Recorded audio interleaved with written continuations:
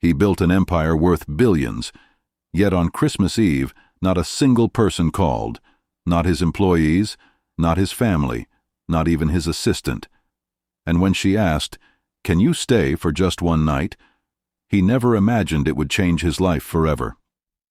Before we dive deeper, let us know in the comments where you're watching from. We'd love to hear from you. And if you're new here, click the subscribe button so you never miss any of our upcoming stories. Michael Rowan was 46, CEO of one of the biggest tech firms in Chicago. To the world, he was a visionary. But to himself, he was a shadow no one remembered. He had the penthouse, the skyline, the success, yet everything felt sterile, empty.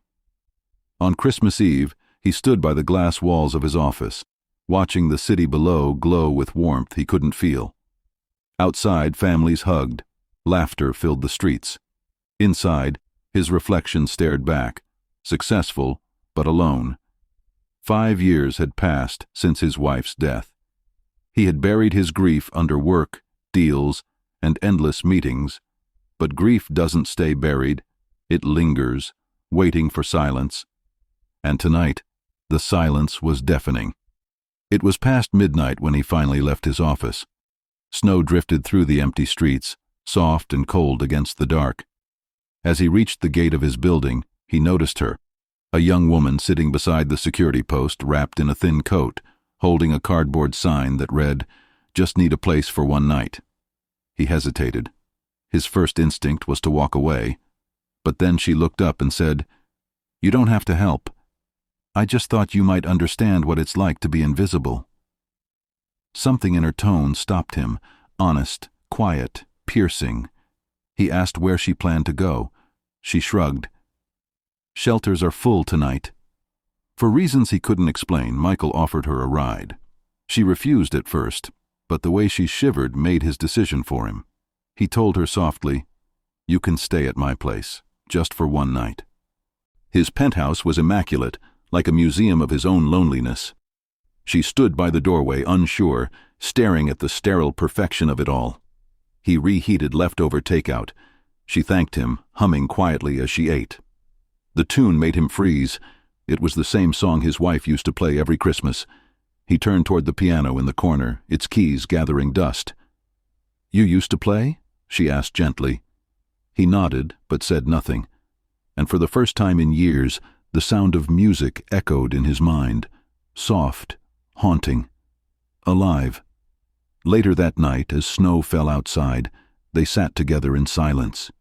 She finally asked, "Why are you alone on Christmas Eve?" He hesitated before answering. "I lost my wife. I thought if I stayed busy I wouldn't have to feel it." She nodded quietly. "I lost my father," she said. "He worked hard his whole life. Then one day, he was just gone." Something in her words lingered. She spoke of her father with deep affection, describing him as a kind man, always smiling, always hopeful. The way she described him sounded strangely familiar.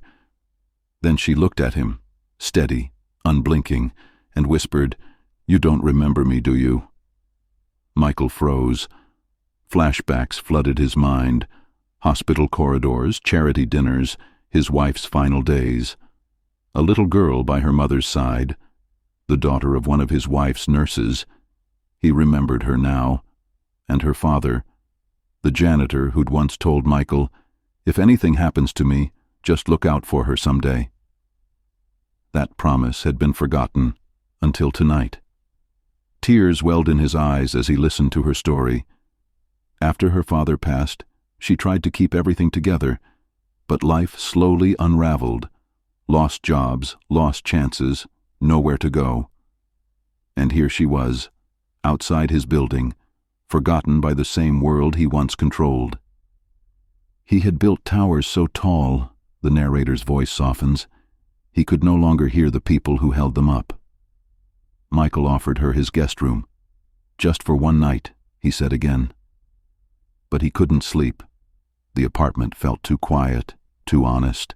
He walked through the halls, past the photos of his wife, past the piano, until memories began to surface.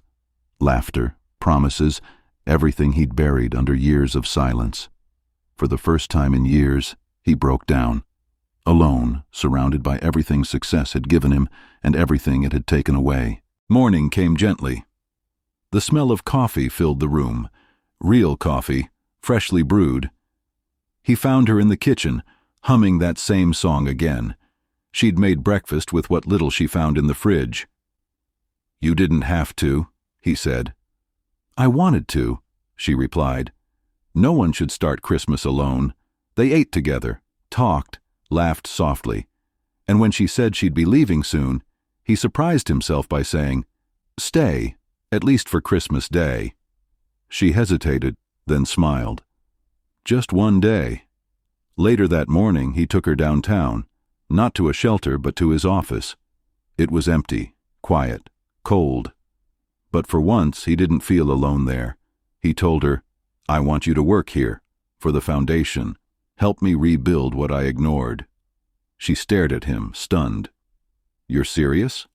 He nodded. "I think it's time I start keeping my promises." For the first time in years, the building didn't feel so cold. But then, on his desk, he noticed an envelope, his name written in faded ink. He opened it and froze. It was a letter from her father. "If you ever see my little girl, remind her that kindness can still find her, even if it wears a suit." Michael's hands trembled. His eyes filled. He looked up. She stood quietly by the door, smiling softly. Tears fell freely. And for the first time, Michael Rowan didn't feel like a man haunted by what he'd lost. He felt like someone found. That night became a turning point. The CEO who once measured life in profit now measured it in people. He funded a new housing program, named after her father. Together they helped rebuild lives that the world had forgotten. And every Christmas Eve, Michael and the young woman would light a single candle in his window, a light for those who had no one. She would whisper, "For the ones still waiting to be seen," and he would smile, the glow reflecting in his eyes. Because sometimes it only takes one night to find what you've been missing your whole life. One question, "Can you stay?" can change everything. If this story touched your heart like it did ours, hit that like button. It really helps us share more stories like this one. And tell us in the comments, what would you have done if she knocked on your door that night? And if you're new here, make sure to subscribe so you never miss another story that restores your faith in humanity.